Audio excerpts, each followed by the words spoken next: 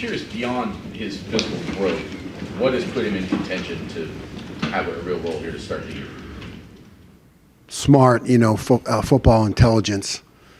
Had a guy that at Oklahoma State, Colby Harvell-Peel, played for me as a freshman. I mean, these are guys that they're rare. They at safety, they're rare. They come in, they just have an understanding of the game, and they find a way to get around the ball. So it jumps out at you. Second row middle, Stephen Means, Cleveland.com. Last time we talked about, you said Jihad, Josh, and Malik were all in that battle to be that third starting safety. Have you guys come to a conclusion there? Nope, they're all still in contention. I could probably see them all. What do you like about? You just kind of answered about Malik. What did you like about Josh and Jihad at that adjuster spot? Josh has great closing speed, and we know that he will be a factor in terms of run support and getting to the ball. He kind of brings a different element with the way he comes, high to low, inside out. And then Jihad, he's played a lot of football, so he's coachable, he's smart, and he has experience. Sorry about that. Coach right behind him, Andy Anders, Letterman Row. No, 11 Warriors. 11 Warriors, there you go. I wanted to ask more about Kenyatta Jackson and sort of, was there a time in camp when he really started popping, and just how has he sort of, emerged over the course of the offseason? He started really shining last spring. I mean, we saw him last spring. The more opportunities he gets, it's anybody. You don't have to be a coach to see him just kind of jump off the video. Far left, Whitney Harding, WCMH. Coach, yesterday, Indiana offensive coordinator Walt Bell said that Tommy Eichenberg, he thinks, is the best linebacker in the country. What is it about Tommy that, in your opinion, makes him the best linebacker in the country and is such a leader for your side of the ball? Tommy understands, he can relate what play is happening in front of him to how our defense works. So he knows exactly where the escape hatch for the run game is going to be. I think, and he shows up fast. He gets to the ball quickly because he understands the game and how it relates to our defense. I think his improvements we're looking for are really in the pass game. In terms of his overall football intelligence playing versus compared to what he's like in the locker room or on the field as an inspirational guy and quiet, right? Because he doesn't talk, but just by the way he plays, they're both really high. So I think that does make him. I don't really know what's out there, but I think he's the best in the country. This being the second year now that these guys are in your system, are you looking forward to seeing them maybe think less and be more instinctual with what they're doing out there? And how's that going to make what you guys are doing better? Yeah, I mean, the more someone understands the complete system rather than just an individual position, but how all 11 parts work together, you said it, the faster they can play. As coaches a lot, and as fans or as, reporters of the game, I think a lot of times if you see a guy playing not at full speed, right, it's easy to wonder, is he not motivated or does he not know what he's doing? And I think that's as coaches, we have to take responsibility for that. If a guy knows what he's doing, he can play fast. If he doesn't, he plays tentative.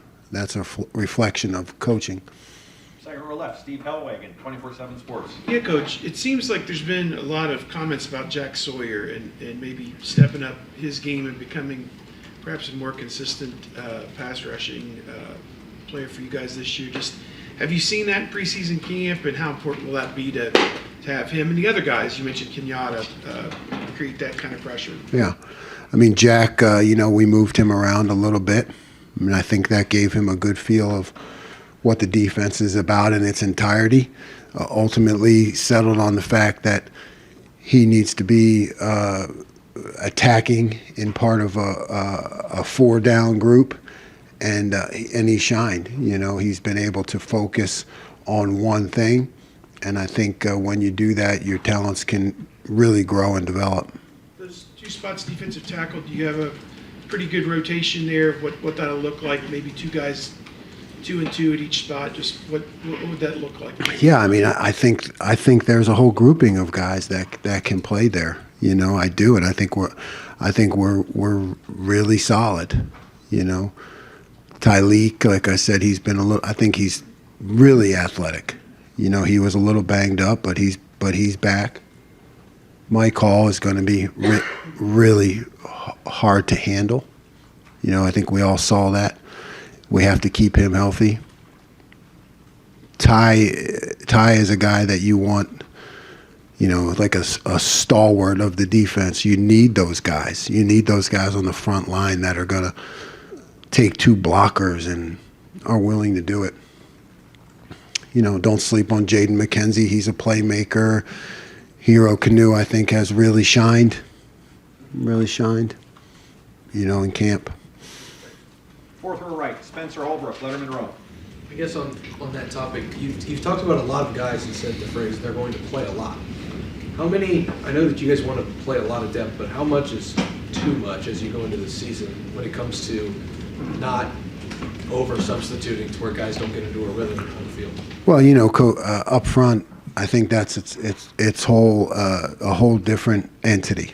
You know, Coach Johnson has done that very well and will continue to do that. So we're not looking for any of those guys to get a lot of reps. You know, when it comes to the, you know, in terms of who has the majority of the reps, we'd like them all to play equal and all to be fresh in the fourth quarter and attacking and rushing the quarterback.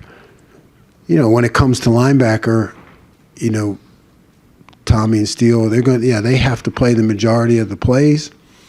Because you're right, there is a lot of consistency and seeing what the offense is doing involved in there. But, you know, Cody and CJ will both play. Front row right, Austin Ward, Rivals, the podcast. Jim, when did Tyleek get back to closer to full speed, and what's the next step for him? You know, I don't remember the exact day or when, you know, all the days run together to me, but I mean, his next step is just consistency. You know, I mean, he flashes tremendous athletic ability, and it's just consistency. It's just, you know, doing it all the time, every play. Far right, Andrew Gillis, Cleveland.com. Jim, you obviously know Indiana's defensive coordinator pretty well. What kind of game plan would you expect from him against, you know, new quarterbacks, new offensive linemen? Yeah, I do have great respect for Matt. He's, oh God, I don't know if I have to say a son to me. I don't know how much older I am than him. Maybe a little brother. But you know, I know Matt too is a he's a team guy first. You know, so I think he'll operate, you know, within the system that they have, and I think he'll, you know, he knows what we have in terms of our receivers, you know, so I could definitely see him doing something to help them, you know, in terms of that matchup. Fourth row right, Andy Backstrom, Letterman Row. Jim, Coach Day was saying that Arvell Reese is one of those guys who's earned the opportunity as a true freshman to play right away, at least in some capacity. What has he done since the summer, arriving late, to show you that he can do that? You know, he's just, I think when it comes to freshmen, particularly up front, and that's, you know, one of the reasons we moved Arvell right now from, you know, a linebacker to more of a defensive end type, because what you saw is just a guy who plays fast. You know, you see him pursue the ball and play with a little bit of reckless abandon, and he's strong and he can handle things. So, you know, as a freshman, now you're just trying to look for ways to get him opportunities on the field because he showed that. Front row right, Tim May podcast. Yeah, Jim, I'm just wondering, you're in your second year at Ohio State. Would you describe your defense now? Is it your philosophy, has it evolved? You know what I mean, compared to a year ago? And then number two, you know, the question I keep getting asked by everybody is, can they stop the big play? Can they stop that explosive play because of the way the year ended right now? Yeah. So maybe maybe both of those are the same question. Yeah, they are. They're both the same question. Yeah, it's I'm ever evolving. I want to be. Always hard looks, always sleepless nights trying to figure out how to be better. It's what I'm committed to because I want our players to be committed to being better. So, yeah, the evolving nature comes from we did not do what we had to do in those matchup games. So how do we evolve the defense to stay aggressive, continue to win on third downs, but also have plans in place to prevent the explosive plays. So it's always evolving. And you talked about Matt a second ago, but he can give insight on both sides of the ball, right? I mean, Greg, do you? Yeah, thanks for reminding me. Yeah, he can. He does. He knows what I do really well. So yeah, he will definitely be able to give their offense insight into what we do. Third row right, Tony Girdman, Buckeye Huddle.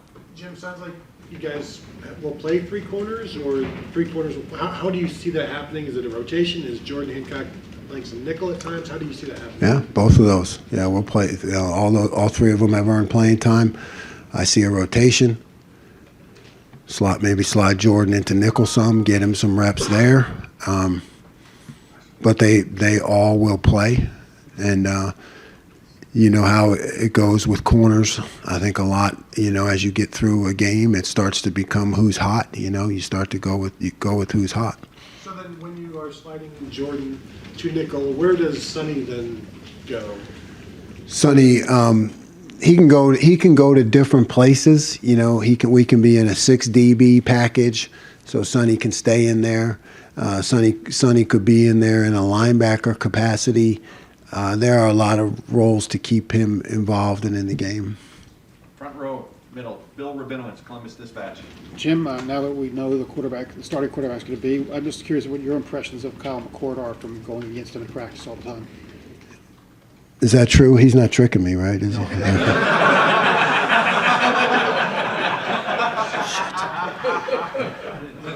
Coach did name him. Okay.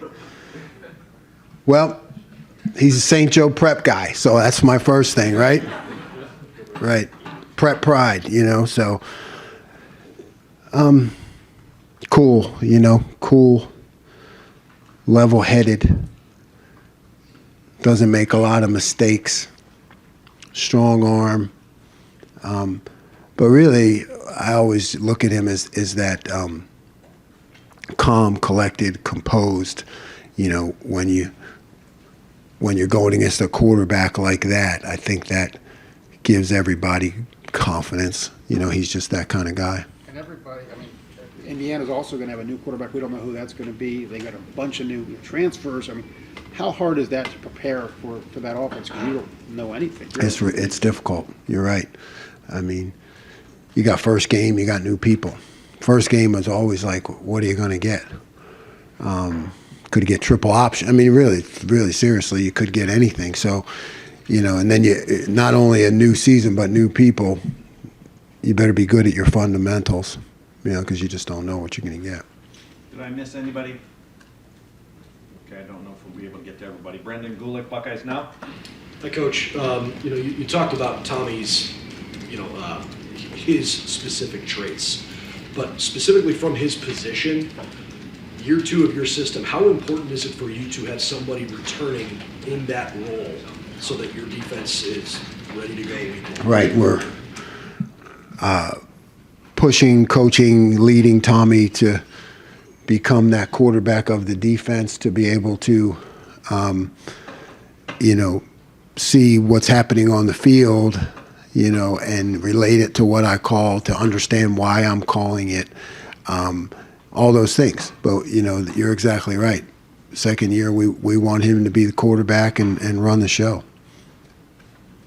Third row left, Dan Hope, Lebanon Warriors. Jim, with not naming a starter at free safety yet, is that more that nobody's emerged yet, or do you feel confident in all 3 of those guys? Yeah, they all can play.